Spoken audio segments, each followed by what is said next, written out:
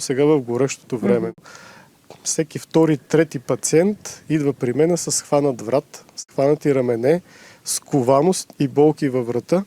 И първото нещо, което проверявам, е дали са седяли на течение, дали се ползвали климатик. Да. Аз лично не съм против климатиците, напротив, препоръчвам всеки да ползва климатик в горещото време. Проблема е как го ползва. 5, 6, 7 градуса разлика трябва да има от външната температура и никога струята да не е насочена срещу тялото. Когато сме в автомобил, който е седял на слънце, температурата е между 60 и 80 градуса в него.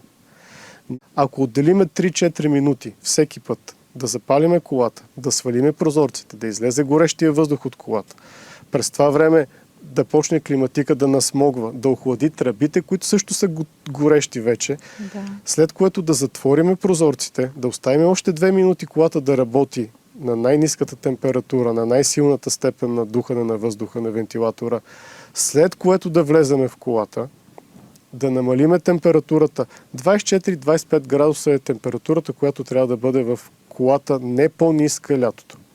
На първа, втора до трета степен е вентилатора максимум.